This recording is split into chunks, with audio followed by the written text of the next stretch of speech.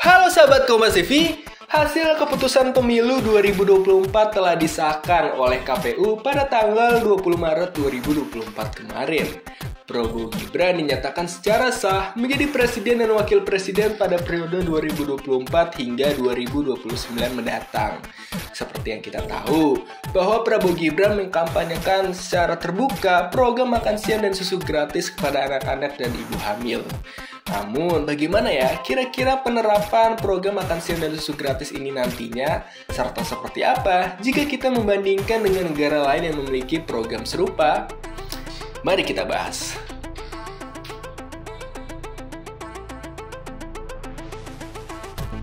Dalam kampanye Prabowo Gibran, program makan siang gratis adalah suatu hal yang dijanjikan ketika resmi menjadi pemimpin di Indonesia.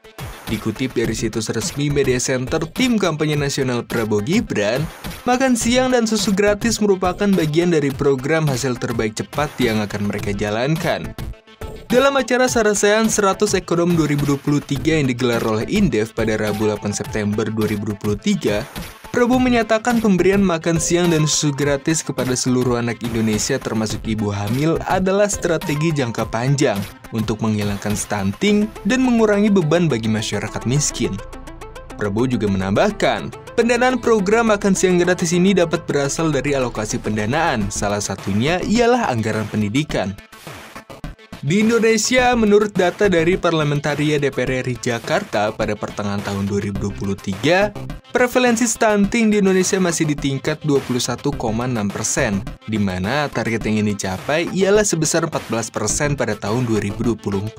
Selain itu, Indonesia juga memiliki Peraturan Presiden Nomor 72 Tahun 2021 tentang percepatan penurunan stunting yang holistik, integratif, dan berkualitas. Melalui koordinasi, sinergi, dan sinkronisasi di antara pemangku kepentingan. Hal ini bersesuaian dengan keinginan Prabowo yang menjadikan program makan siang gratis ini masuk ke dalam pos anggaran penanganan stunting.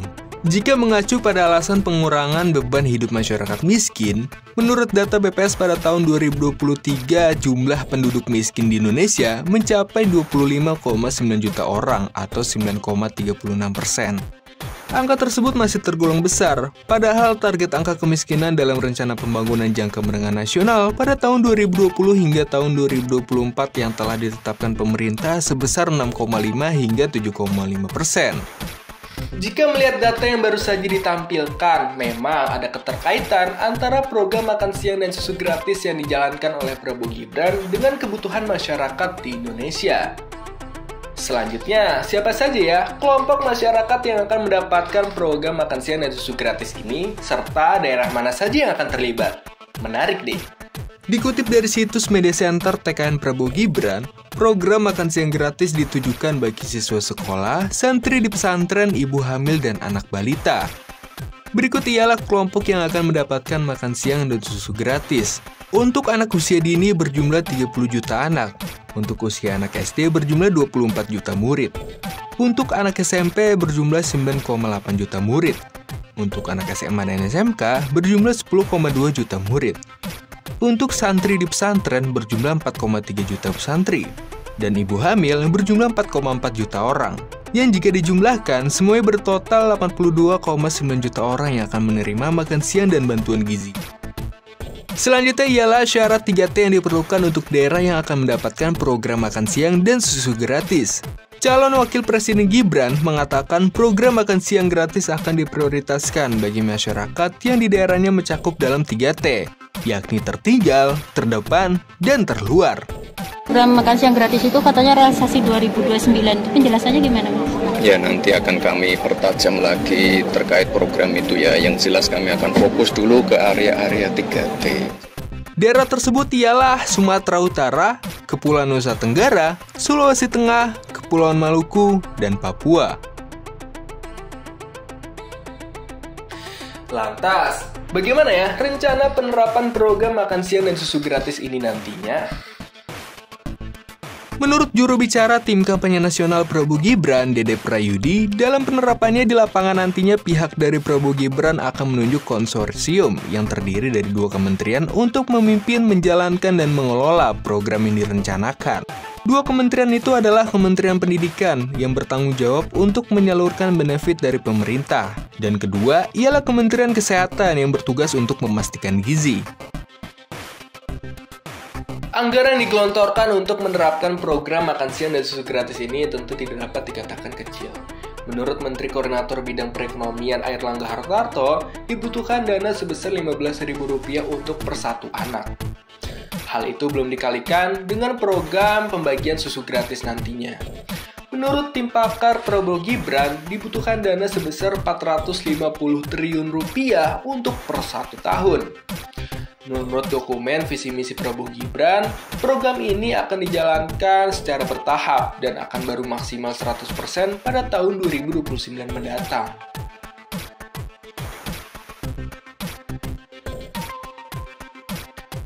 Edi Suparno, Wakil Ketua Tim Kampanye Prabowo Gibran menjelaskan, program yang digencarkan oleh Prabowo Gibran akan menggunakan dana yang didapat dari penerimaan pajak. Pihaknya akan meningkatkan rasio perpajakan atau persentase penerimaan pajak terhadap produk domestik bruto seperti negara berkembang lainnya. Edi menuturkan, ekstensifikasi pajak dilakukan. Hal ini dikarenakan dari 140 juta tenaga kerja yang ada, hanya 30% saja yang memiliki NPWP. Karena 70% lainnya adalah pekerja informal. Hal itulah yang perlu diperluas dalam meningkatkan rasio pajak. Dan dia memastikan, peningkatan rasio pajak bukan dengan menaikkan tarif pajak bagi masyarakat. Ia juga menambahkan, sumber pembiayaan lainnya dari program ini adalah berasal dari pengurangan subsidi bahan bakar BBM. Yang dimana, nantinya subsidi bahan bakar ini akan dikaji ulang melalui evaluasi siapa yang berhak dan tidaknya untuk menerima subsidi bahan bakar. Dari hal tersebut, maka biaya yang dikeluarkan dalam mensuplai subsidi bahan bakar dapat lebih berkurang. Tapi kira-kira Indonesia pernah nggak ya menerapkan program makan gratis ini di era sebelumnya? Kita cari tahu yuk! Di zaman Orde Baru, tepatnya pada tahun 1998, program makan gratis pernah dilakukan oleh Menteri Sosial Siti Hardianti Rukmana, atau biasa dipanggil Mbak Tutut. Kebijakan yang dilakukan oleh Menteri Sosial pada kala itu guna menanggulangi dampak sosial krisis moneter, yang dimana sasaran utamanya kepada warga yang terkena pemutusan hubungan kerja atau PHK. Dalam penerapannya, Mbak Tutut akan memberikan kupon gratis kepada setiap warteg yang pada saat itu sudah ditunjuk untuk ikut berpartisipasi dalam program makan gratis ini.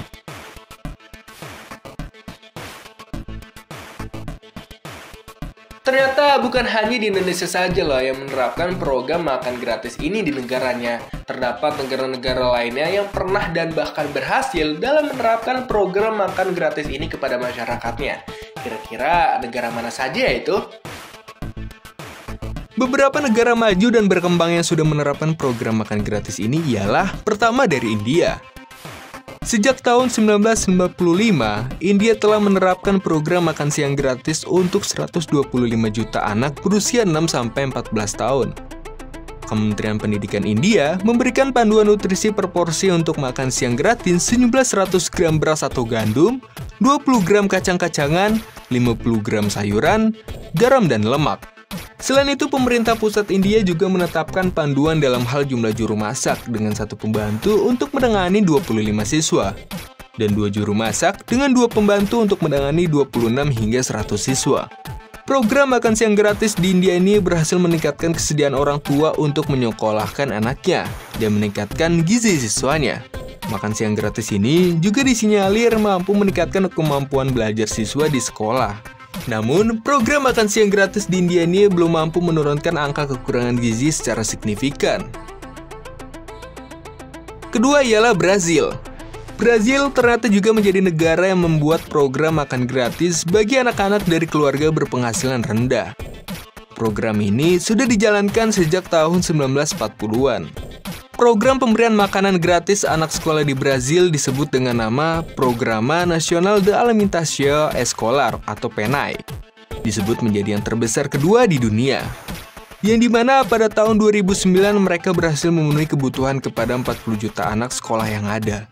Hal ini dilakukan sebagai respons terhadap semakin banyaknya bukti bahwa makanan sekolah gratis membantu mengatasi obesitas dan meningkatkan pendidikan gizi, serta secara tidak langsung ikut mempromosikan pertanian lokal juga. PNAE mampu memberikan lebih dari 160.000 sekolah dari 5.570 kota yang ada di Brazil. Berdasarkan hal tersebut, sekitar 50 juta makanan setiap hari diberikan kepada anak sekolah di Brazil.